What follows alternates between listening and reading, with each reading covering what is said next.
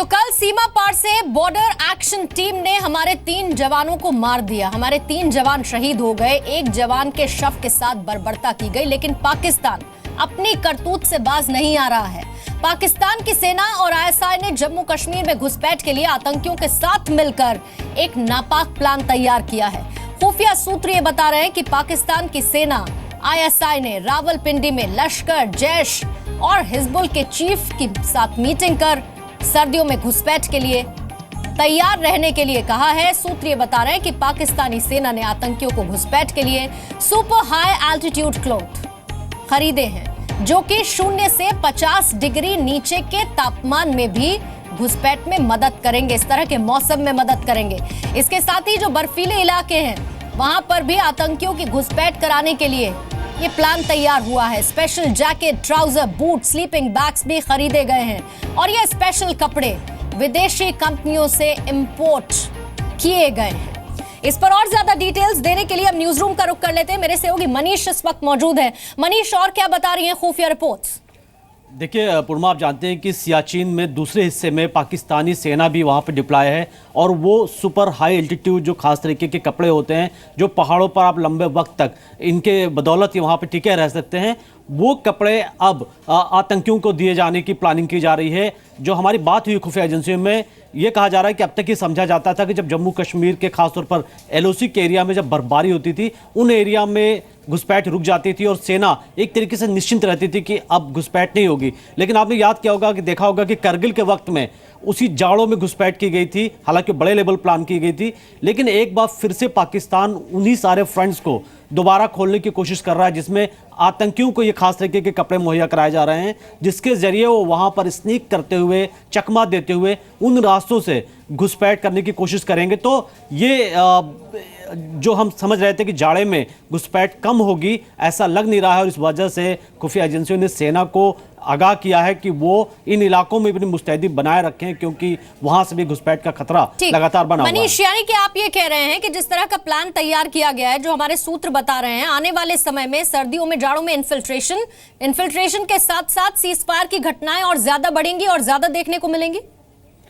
देखिए international border पे तो घुसपैठ साल भर होती है, लेकिन लाइन ऑफ कंट्रोल पे घुसपैठ रुक जाती है जाड़ों में, जब वहां पे पूरे बर्फ जम जाते हैं, सारी फेंसिंग बर्फ के नीचे दम जाती है, कुछ दिखता नहीं है। तो इन आतंकियों को नेविगेशन सिस्टम और ये खास तरीके की जो सुपर हम हाई एल्टीट्यूड क्लोथ्स की बात कर रहे हैं वो दिए जा रहे हैं, जिससे वो नेविगेशन करके और इन कपड़ों की बदौलत लंबे समय तक वहां टिक सकेंगे, उनके जरिए आ सकेंगे। तो एक बड़ा चैलेंज आने वाला है कि हम कैसे रोकेंगे। कश्मीर में हो सकता है कि वायलेंस कंटिन्यू रहे और फोर्सेस को अलर्ट रहना होगा। बहुत बहुत शुक्रिया मनीष, पूरी जानकारी देने के लिए। तो भारी बर्फबारी के दौरान आतंकी कैसे घुसपैठ करेंगे, इसकी तैयारी में है आतंकी, और इसके लिए बाकायदा आईएसआई ने एक मीटिंग की है जिसमें तमाम आतंकी संगठन, चाहे जैश हो चाहे लश्कर हो, इनको इकट्ठा किया है और ये बता रहे हैं कि आप घुसपैठ कैसे कीजिएगा भारत में। माचल सेक्टर में पाकिस्तान की कायराना हरकत में राष्ट्रीय राइफल्स के 3 जवान शहीद हुए और इसमें से शहीद प्रभु सिंह के शव के साथ पाकिस्तान ने बर्बरता की। माचल सेक्टर में जो जवान शहीद हुए वो तीनों राष्ट्रीय राइफल्स से थे। गनर मनोज सिंह कुशवाहा उत्तर प्रदेश के गाजीपुर के, शशांक कुमार सिंह 25 साल के गनर के पद पर थे और वो उत्तर प्रदेश के गाजीपुर के ही थे। तीसरे जवान प्रभु सिंह राजस्थान के शेरगढ़ के रहने वाले थे। पाकिस्तानी सैनिकों ने प्रभु सिंह के शरीर के साथ अमानवीय हरकत भी की है।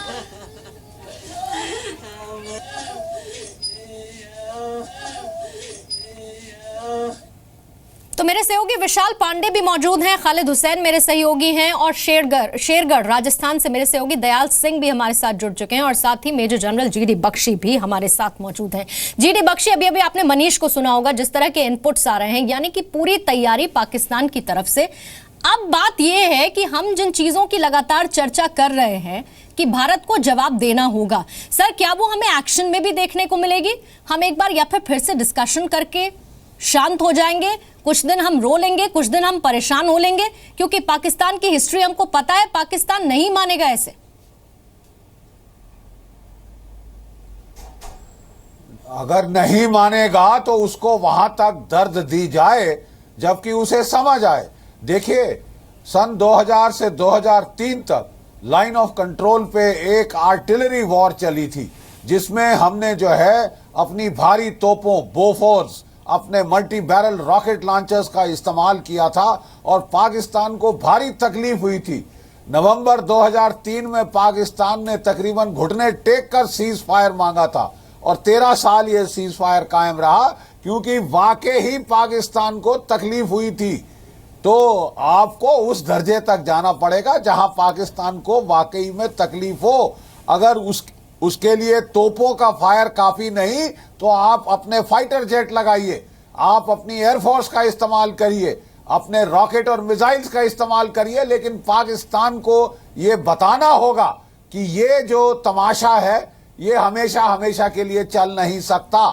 और ये जो सर्जिकल स्ट्राइक थी महज एक वार्निंग थी कि अब जो लक्ष्मण रेखा है सीमा रेखा की, वो लक्ष्मण रेखा नहीं रही।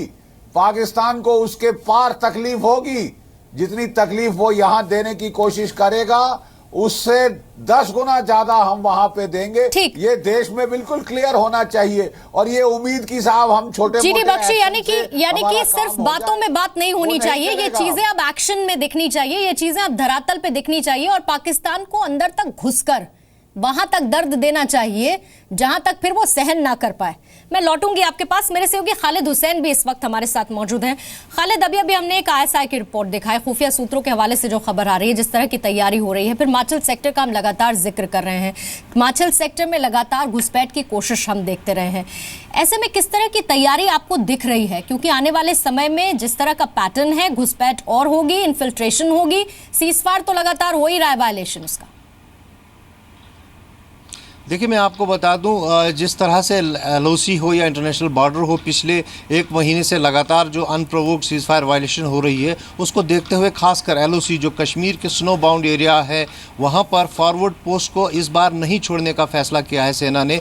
फॉरवर्ड पोस्ट वो पोस्ट हैं जो काफ़ी नज़दीक हैं सीमा के और वहाँ करीबन 25 या 20 फीट के करीब बर्फ़ पड़ती है। लेकिन इस बार ये निर्णय लिया गया है कि वहाँ फॉरवर्ड पोस्ट को वैकेट नहीं करेगी सेना और थोड़ा पीछे नहीं हटेगी, क्योंकि जिस तरह से आशंकाएं हैं कि बर्फ़ के दौरान भी घुसपैठ हो सकती है और स्पेशल क्लोथिंग दी गई है इन मिलिटेंट्स को और साथ ही साथ सीज फायर वायलेशन हो सकती है। इससे मद्देनज़र रखते हुए LOC की जो फॉरवर्ड पोस्ट हैं उन्हें खाली नहीं किया जाएगा और पहले से ही वहाँ जो ज़रूरी चीज़ें हैं, चाहे राशन हो, पेट्रोल हो, जो सेना को ज़रूरत पड़ता है, वो सब पहुँचाने का काम भी शुरू हुआ है। और दूसरी बात ये भी है कि कल जब ये एक्शन हुआ जहाँ पर 3 सोल्जर जो है शहीद हुए, उसके बाद से रिटेलिएशन भी शुरू हुआ है। कहीं ना कहीं आर्मी ने जवाब देना भी शुरू कर दिया है। मचेल में हमने कल 3:30 बजे के करीब देखा कि ज़बरदस्त रिएक्शन हुई भारतीय सेना की तरफ।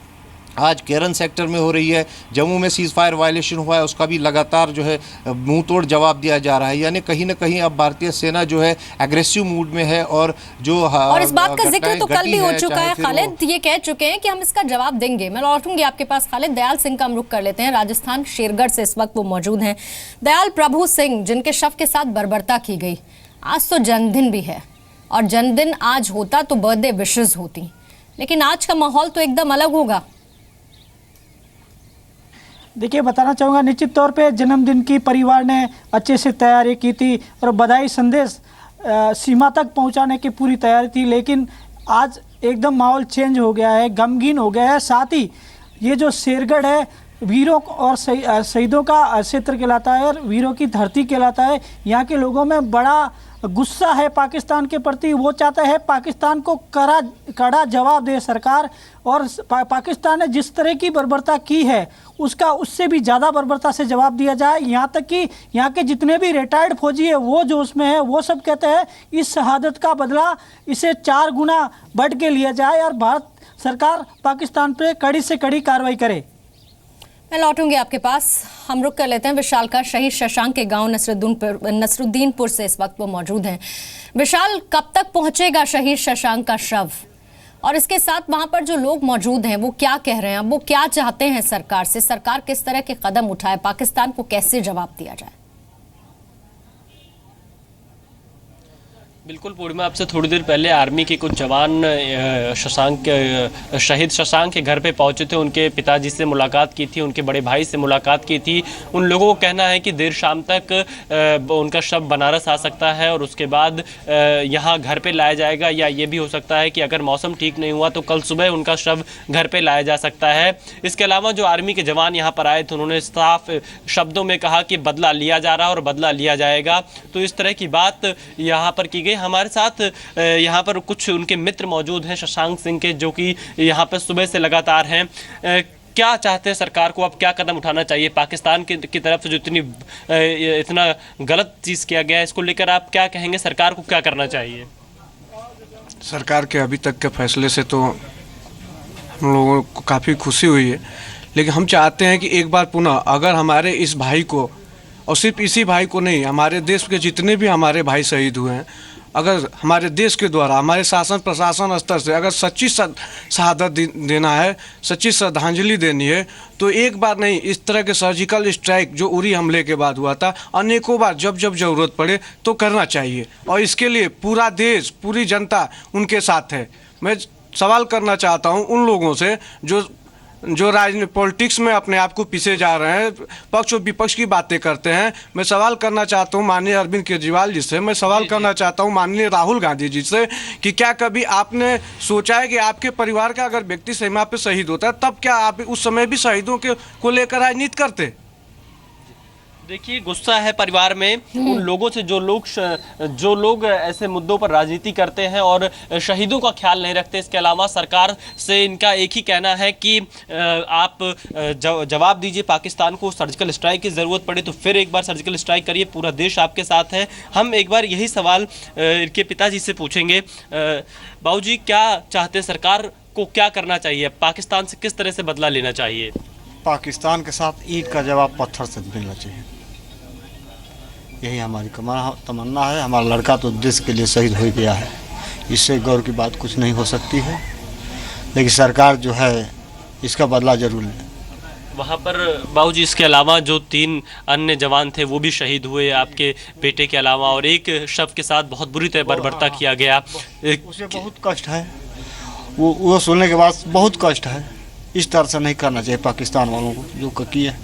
विशाल, बेटे की शहादत व्यर्थ ना जाए और सरकार बदला ले, ये सीधे तौर पर परिवार मांग कर रहा है। परिवार आग बबूला भी है, दुख भी है, लेकिन गर्व भी है बेटे पर कि बेटा देश के लिए शहीद हुआ है।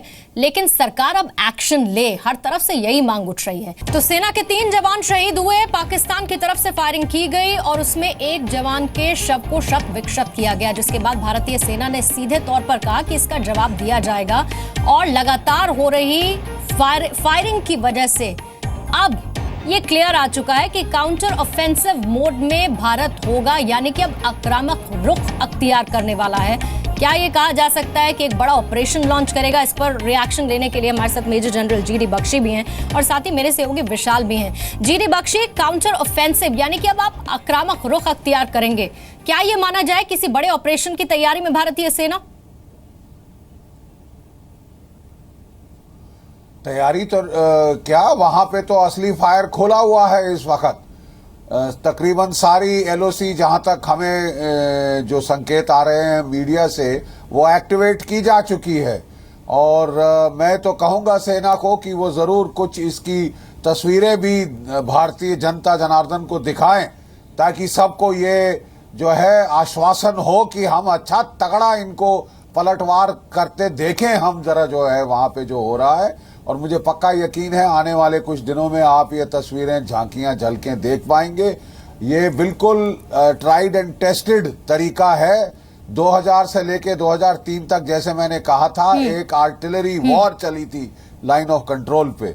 हमारे पास बहुत अच्छी बोफोर तोपें हैं, मल्टी बैरल रॉकेट लॉन्चर है, तो बहुत तबाही मचा सकते हैं दुश्मन के क्षेत्र में। सीमा पार किए, आपको सीमा पार जाने की जरूरत नहीं, तोप के गोले पार जाके वहां पे धमक के जवाब देते हैं ठीक। और भारी नुकसान होता है, भारी क्षति होती है।